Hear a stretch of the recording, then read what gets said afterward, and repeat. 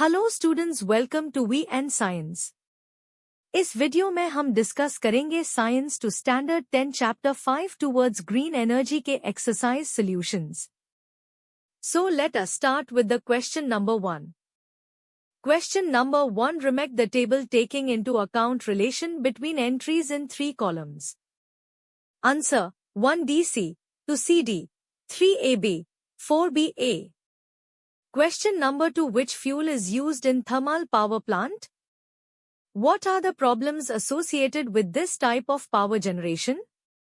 Answer: thermal power plants में कोल का उसे होता है इलेक्ट्रिसिटी बनाने के लिए, लेकिन इसके कुछ प्रॉब्लम्स भी है।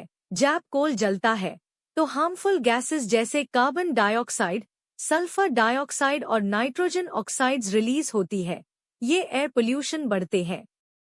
सुट यानी कार्बन के छोटे छोटे पार्टिकल्स एनवायरनमेंट में फेल्ट है, जो रेस्पिरेटरी प्रॉब्लम्स का रीजन बन सकते हैं। कोल एक लिमिटेड रिसोर्स है। अगर फ्यूचर में ये खत्म हो गया तो थर्मल पावर प्लांट्स भी बंद हो सकते हैं। Question number 3, other than thermal power plant, which power plants use thermal energy for power generation? In what different ways is the thermal energy obtained? Answer: thermal energy से electricity बनाने के अलग अलग सोर्सेज है। थर्मल पावर प्लांट कोल को जलाकर heat मिलती है। न्यूक्लियर पावर प्लांट यूरेनियम का न्यूक्लियर फिशन करके हीट मिलती है। Natural gas power plant natural gas को हाई टेम्परेचर और प्रेशर में जलाकर हीट मिलती है। Solar thermal power plant sunlight को कॉन्सेंट्रेट करके हीट मिलती है। Question number 4, which types of power generation involve maximum number of steps of energy conversion? In which power generation is the number minimum? Answer: thermal और nuclear power plants में ज्यादा steps होते हैं electricity generate करने के लिए, लेकिन solar photovoltaic sales में सबसे कम स्टेप्स होते हैं। सनलाइट डायरेक्टली इलेक्ट्रिसिटी में कन्वर्ट होती है। Question number 5, solve the following crossword puzzle. A. Maximum energy generation in India is done using thermal energy. B. Wind energy is a renewable source of energy. C. Solar energy can be called green energy. D. Kinetic energy of wind is used in windmills. E. Potential energy of water in dams is used for generation of electricity.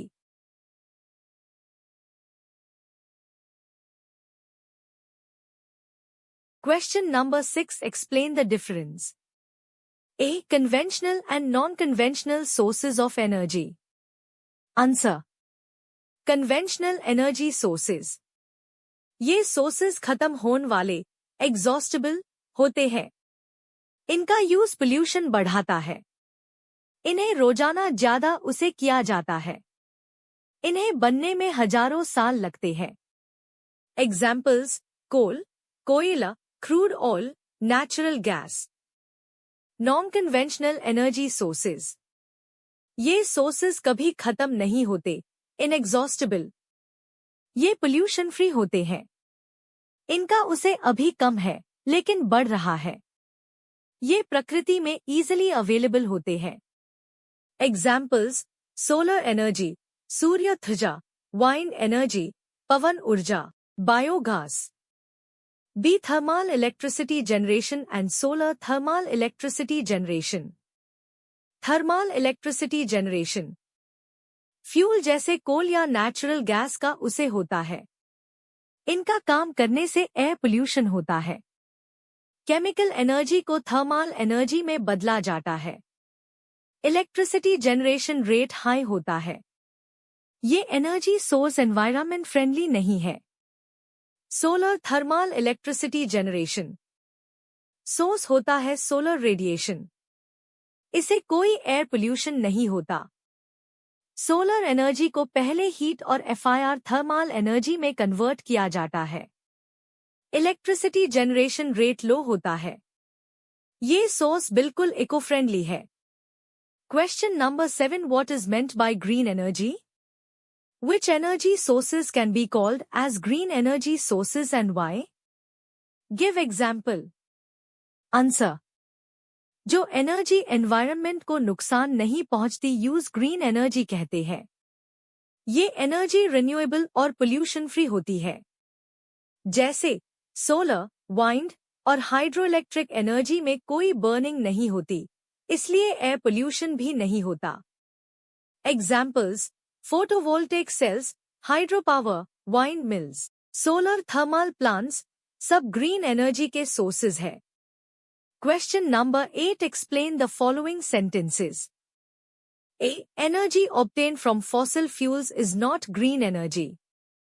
Answer. Fossil fuels जैसे कोल और oil जब जलते हैं तो ये CO, NO, SO जैसे harmful gases release करते हैं। ये गैसेस रेस्पिरेटरी प्रॉब्लम्स और एसिड रेन का रीजन बनती है। फॉसिल फ्यूल्स लिमिटेड है, जल्दी खत्म भी हो सकते हैं, इसलिए ये पोल्यूटिंग होते हैं और ग्रीन एनर्जी नहीं कहलाते। B. Saving energy is the need of the hour. Answer. काम करने के लिए एनर्जी जरूरी होती है। रोज रोज एनर्जी का उसे बढ़ता जा रहा है। कोल, पेट्रोल, LPG जैसे कन्वेंशनल एनर्जी सोर्सेज जल्दी खत्म हो रहे हैं, शायद 200 साल में पूरे खत्म हो जाए। अगर हम आज एनर्जी बचाएंगे तो फ्यूचर में उसका उसे लंबा चलेगा। इसलिए हर पॉसिबल तरीके से एनर्जी सेव करना बहुत जरूरी है। Question number 9, answer the following questions. A. How can we get the required amount of energy by connecting solar panels? Answer. Solar cells में सिलिकॉन सेमीकंडक्टर होता है। 1 स्क्वायर सेंटीमीटर की सेल से 30 मा करंट और 0.5 भी मिलता है। सीरीज कनेक्शन, वोल्टेज ऐड होती है, करंट सेम रहता है। पैरेलल कनेक्शन, करंट ऐड होता है, वोल्टेज सेम रहता है। ऐसे कॉम्बाइन करके हम रिक्वायर्ड वोल्टेज और करंट ले सकते हैं। Many solar cells solar panel. Many panels in series solar strings. Many strings in parallel solar energy system. B. What are the advantages and limitations of solar energy? Answer. Advantages of solar energy. I. Clean source of energy. 2. Eco-friendly. 3. No air pollution, no fuel combustion. 4. Inexhaustible, कभी खत्म नहीं होती. We. Easily converted into electricity. Limitations of solar energy. I. सिर्फ दिन में available. 2.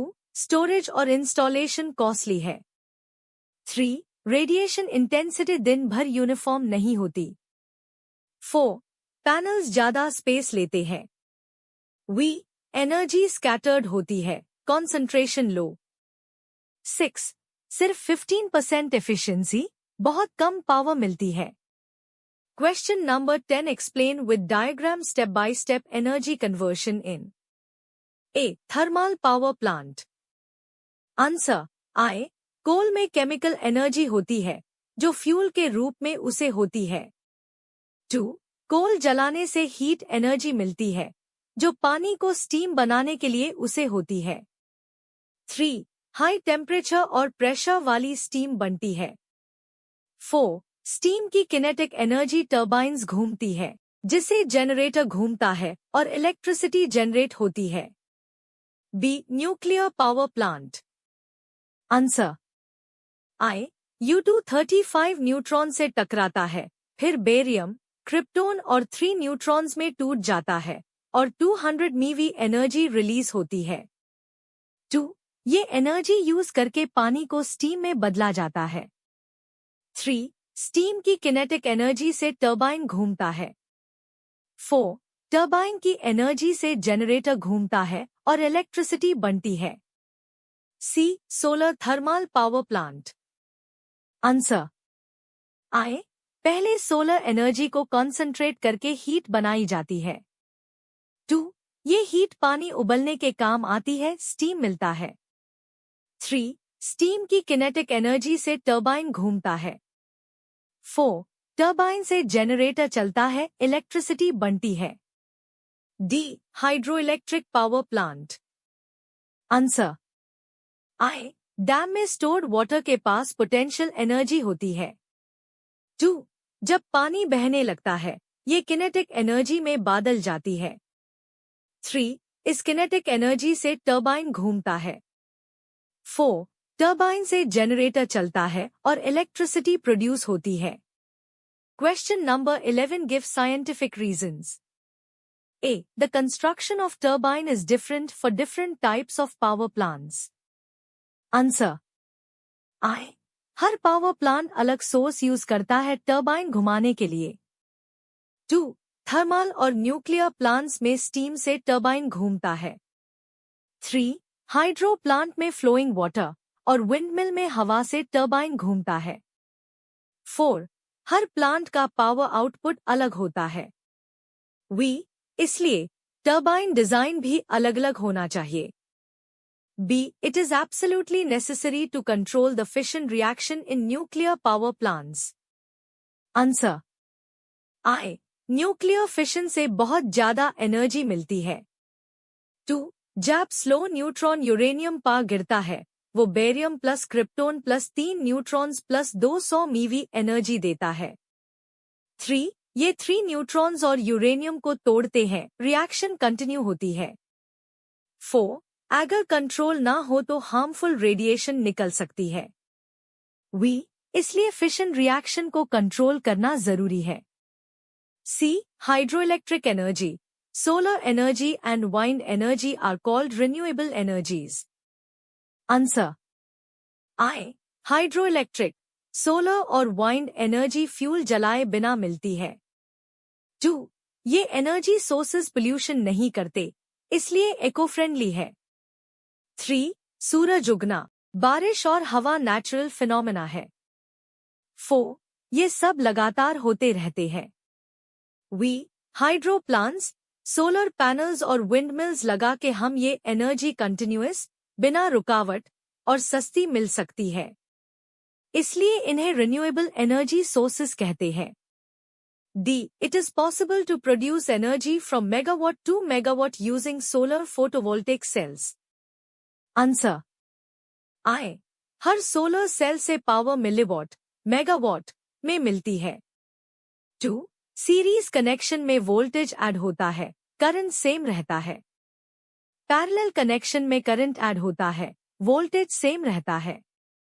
3. इस principal से हम डिजायर्ड पावर ले सकते हैं। 4. नंबर और कनेक्शन डिसाइड करके रिक्वायर्ड मेगावाट तक पावर जनरेट कर सकते हैं। इसलिए सोलर सेल से छोटी से बड़ी पावर बना सकते हैं। Question number 12 Draw a schematic diagram of solar thermal electric energy generation.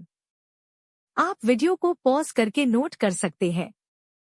Question number 13 Give your opinion about whether hydroelectric plants are environment friendly or not. Answer I. Hydroelectric plant में पानी की kinetic energy electricity में बदलती है। 2. Dam में पानी के पास potential energy होती है जो फ्लो करते वक्त किनेटिक एनर्जी बन जाती है। 3. ये किनेटिक एनर्जी टरबाइन घूमती है जिसे इलेक्ट्रिसिटी बनती है। 4. फ्यूल नहीं जलता, इसलिए पोल्यूशन नहीं होता, इको फ्रेंडली है। पानी पोल्यूटेड नहीं होता, आईएससी खेती में उसे कर सकते हैं। 6.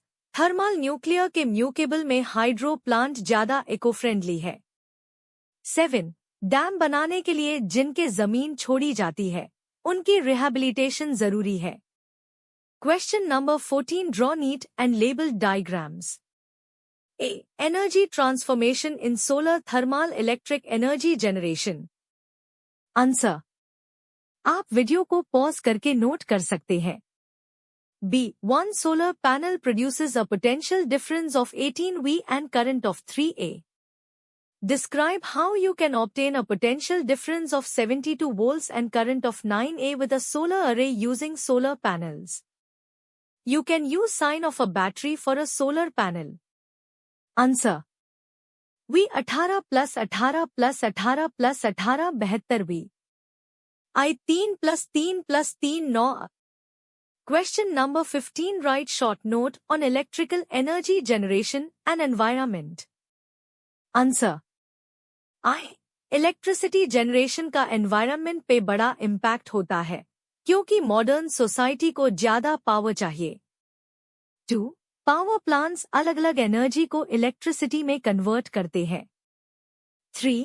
हर सिस्टम के अपने फायदे और नुकसान होते हैं पर कई में एनवायरनमेंट कंसर्न्स होते हैं। 4. थर्मल प्लांट से CO2 नंबर 2 CO2 निकलते हैं जो पोल्यूशन बढ़ते हैं। न्यूक्लियर प्लांट्स में न्यूक्लियर वेस्ट और रेडिएशन लीकेज का खतरा होता है। 6. विंडमिल्स और सोलर प्लांट्स इको फ्रेंडली है लेकिन उनका इंस्टॉलेशन कॉस्ट ज्यादा होता है इसलिए कम उसे होते हैं। 7. हाइड्रोइलेक्ट्रिक प्लांट्स इको फ्रेंडली है और अच्छी इलेक्ट्रिसिटी देते हैं। पावर डैम बनाने के लिए जिनके जमीन छोड़ी जाती है उनकी रिहैबिलिटेशन जरूरी है।